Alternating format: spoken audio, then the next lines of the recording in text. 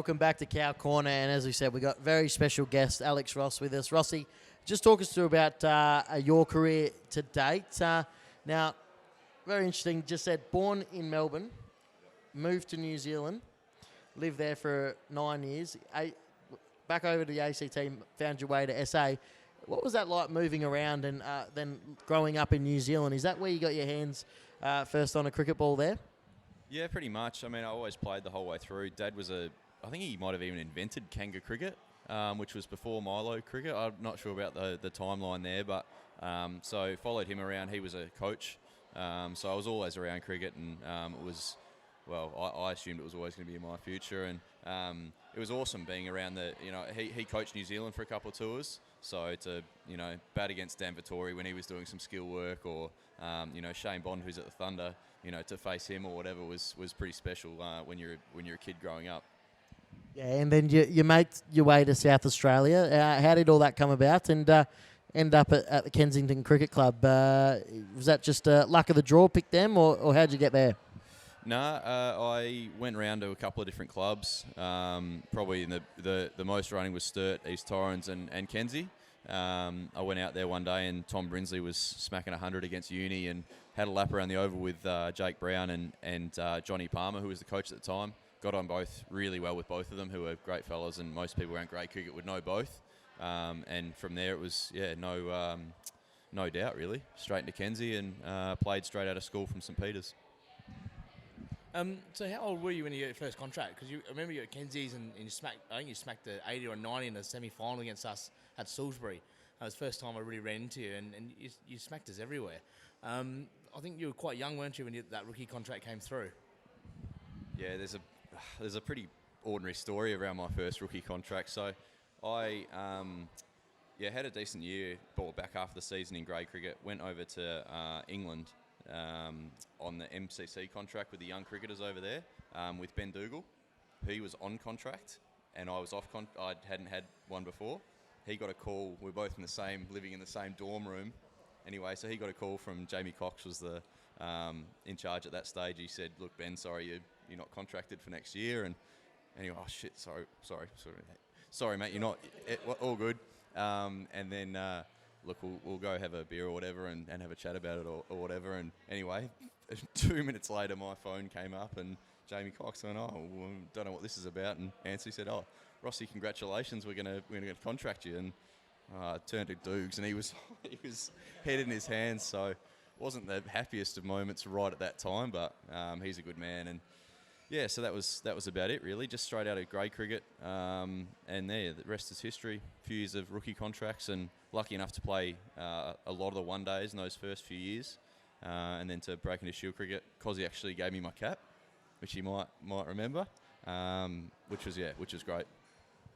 And you got, yeah, it must have been exciting to get to see the young boys come in as a leader of the team, and see an exciting talent like Rossi come in as well. Yeah, definitely. Rossi was a fantastic talent. He still is, obviously. But it was really exciting to have the young kids come through. It gives the older blokes a bit more energy. You have the young kid, and having Rossi standing at point, diving round, is a fantastic fielder, so you can sort of hide yourself in the second slip. So have the young kids running around. It's always nice to have your debutant, and to present his cap was very nervous, but really exciting for myself.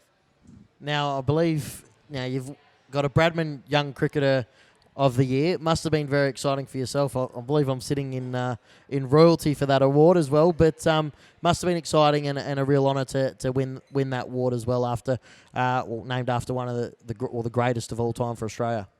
Yeah, that was very special. An incredible award, and even better that it was voted by the players. Guys that you play against day in, day out. You're getting sledged by all these guys who have played for Australia, and then at the end of the day, they might think I'm all right. So that was pretty cool.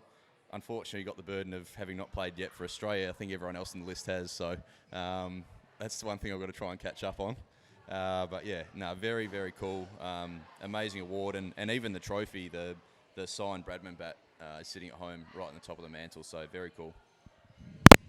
Yeah, it's a pretty good award, obviously. I think we had 4 out of 5 at one stage. I think Tatey won it. I think I won it, and Dan Cullen won it 3 years in a row. And I think you got it a couple of years later. So SA had some really good young cricketers coming through. So hopefully we get back to that stage because you get them, their group together can really lead a state. No, we've had a lot of great cricketers come out of South Australia. And Rossi, let's just talk a little bit about when it comes around. You started with BBL, started with the Strikers. How did the option to go to Brisbane come up? And was it just a change of scenery for you when it come around to 2020? What was it like to leave your home state and all your mates and then go up to Brisbane for 8 weeks to play up there with those boys? Yeah, it's quite different the way that Big Bash works. I suppose because it's franchise, you don't have to think about shifting your life. Franchises are very good at getting you in and being very receptive to your needs and that sort of thing when you move. So that was never really such an issue, leaving mates behind, because I knew I was coming home. But it really just came about with opportunity. Brisbane at the time had spots at the top of the order. It's very hard to keep pushing your name forward at 6. Although it's quite a specialised spot, it's hard to really, score a lot of runs. So that was a big part of it. There's all the contract stuff that goes up with it too, which at the time I was quite naive to. All of a sudden there's phone calls swinging around and all sorts of stuff. So you make those decisions pretty quickly when you think about it. So loved Adelaide, loved playing there, loved the guys. Dizzy was awesome as a coach, and he was great, and even me leaving, so that was great. And then loved Brisbane, and then now it's just a change of scenery again with opportunity comes a move. The big thing I took out of you move to Brisbane is fishing. You love your fishing. Adelaide, it's decent fishing here, but Brisbane, different class. And all I see is Rossi when he goes to Brisbane just fishing every weekend. So for me, lifestyle must have been a big choice of that decision as well. Yeah, everywhere's pretty good around Christmas, and 3 of the 4 of the boys up there love their fishing, so that was a big part of it. Lifestyle was great, but they play golf everywhere as well, so there's lots of lifestyle decisions to be made too. How do you go hitting them off the sticks? You got a handicap? I do have a handicap. It's drifting quickly. I got down to about 10, 11. Changed my swing through one of the coaches at Cooey, actually one of Ferg's mates, John Corbett, and just trying to wrestle with that at the moment and sliding quickly. So I'm about 13 or 14 now. How do you go against your state skipper, Travis Head? He's rates himself very, very highly on the golf course. Do you get the wood over him ever? Unfortunately, we play a similar type game and just try and hit it as far as we can off the tee, and it generally goes sideways. And then it's just who can get back to the green the best. He's off about 8 or 9, so he's better than me. But he's quite he's a very exciting 8 or 9. Most of those guys are pretty boring to play with, but he's exciting. I have no doubt at all. And touching him to play under Travis for a period of time. Obviously, good mates, very close mates. But to play under someone like him, what's he actually like as a skipper? We probably see him in a different light when he's off duties. But what's he actually like as a skipper on the field with his knowledge and setting up the game as well? He's surprisingly really good. Like you were saying, you wouldn't expect it. I think Tim Payne on the Channel 7 commentary said he's just a bogan from Adelaide, which he is. But no, his captaincy's grown too. He's been really good in the last couple of years, and I've been very impressed with his captaincy. Yeah, and surprised. And have the boys given him too much stick about his statless sheet? I know a few of our mates have sent in a few memes and whatnot to him, but have the boys said too much to him, or they've just kept quiet so they can still be up for selection? Not really, no. As I said before, it's a perfect game. Didn't do anything wrong, and it's going to be hard to drop him for the next game, and so he'll be there, which is a great result. So we're all extremely excited to see him playing, and when you have your mates, not only your cricket mates, but a close friend, it's awesome to see him playing at that level, because you personally you don't feel that far away, and then other times you're watching and going, this is really cool. One of my friends doing something he wants to do. Yeah, the boys, Cos, have quickly reminded me that I've had many games like that, but the problem was I batted.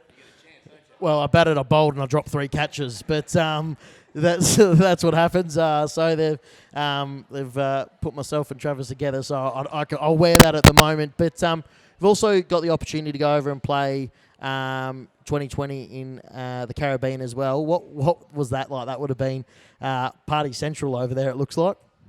Yeah, that's one of my fondest memories in cricket, or non-memories. One of the, I think that's what they call it. Their slogan is the biggest party in cricket, and it is the greatest time.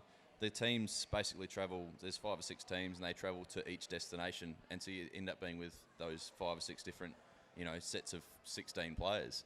And so you're sitting there at the bar, and Kumar Sangakkara walks in and goes, "Rossi, you want a drink?" And da-da-da, you want a drink, and Linny was there, and Zamps, and so it literally just became, 50 mates for 5 weeks travelling across different places. One team was playing one night, and it was one of the greatest things I'll look back on from my cricket career, without a doubt. Loved it. No, Rossi, look, thank you very much for joining us.